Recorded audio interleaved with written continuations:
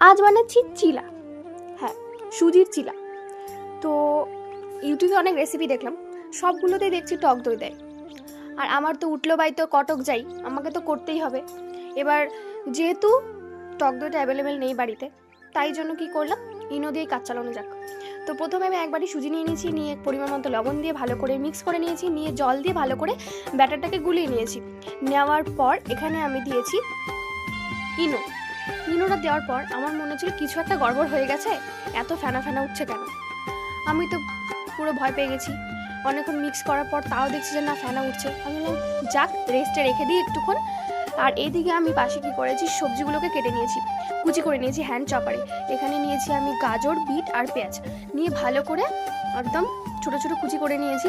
আর hand chopper জিনিসটা এত সুবিধা, মানে যেমন ছোটো ছোটো হয়ে যায় সবজিগুলো, কাটাগুলো খুব সহজ আর ভীষণ স্যাটিসফাইং প্রসেসটা। যাই হোক, তো এখানে কুচিয়ে নেওয়ার পর দেখলাম যে না, ব্যাটারটা এবার ঠিক আছে। দেওয়ার পর সব কুচিয়ে রাখা সবজিগুলোকে এবার একে একে দিয়ে দিচ্ছি। দেওয়ার পর আমি তো পুরো অবাক হয়ে গেছি, অবাকটা আরও বেশিই হয়েছি। কারণ আমার মনে পড়লো পরে যে আমি বিটের পরিমাণটা বেশি দিয়েছিলাম বলে আমার পুরো সুজির ব্যাটারটাই এত সুন্দর পিঙ্ক কালার হয়ে গেছে। মানে দেখে আমার জাস্ট ওয়াও লাগছে যে প্রথম দিন আমি বানাতে গেছি আর এত সুন্দর মানে ব্যাটারটার কালার হয়ে গেছে। তো যাই হোক, এরপরে আর কিচ্ছু করতে হবে না, ভালো সবজিগুলো দিয়ে ভালো করে মিক্স করে নিলেই হয়ে যাবে। নিয়ে একটা প্যান গরম করতে বসিয়ে দিয়েছি। প্যানটা গরম করে ওটার ওপরে একটু তেল ব্রাশ করে নিতে হবে, হালকা করে সাদা তেল। এখানে তেলটা ব্রাশ করতে গিয়েও একটা ইতিহাস হয়ে গেছে, কারণ এটা আমি ফ্লিপকার্ট থেকে নিয়েছিলাম। নেওয়ার পর মানে এটা এতই মানে কি বলবো, এটা পুরো গলে যাচ্ছিল তাওয়াটার মধ্যে, এত বাজে। এটা সিচুয়েশান তো খুবই খারাপ, তবে এটাকে আমি একদম পুরো ফেলেই দিলাম।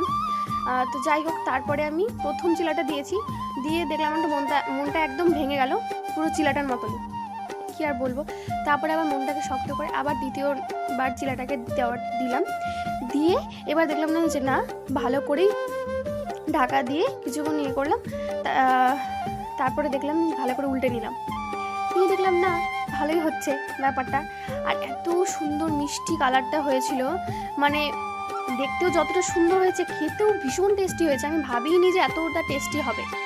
আর এক এক করে পরপর আমি সব চিলাগুলোকে ভেজে নিয়েছি, এইভাবে করে ঢেকে হালকা হালকা আছে, মিডিয়াম আছে। তো ভীষণ সুন্দর। আমি জানি না তোমরা কতটা কালার কি বুঝতে পারছো। আমি তো এটা প্রথম দিন আমি সুজি চিলা বানাতে গিয়েছি পিঙ্ক বারবি চিলা হয়ে গেছে। যাই হোক, এইটার আমি নাম দিয়েছি পিঙ্ক বারবি চিলা। তো তোমাদের রেসিপিটা কেমন লাগলো আর দেখে কেমন লাগলো তোমরা অবশ্যই আমাকে কমেন্টে জানিও। আর ভালো লাগলে অবশ্যই একটা লাইক, শেয়ার অ্যান্ড ফলো করে দিও। তো আজকের মতো এইটুকুই, বাই।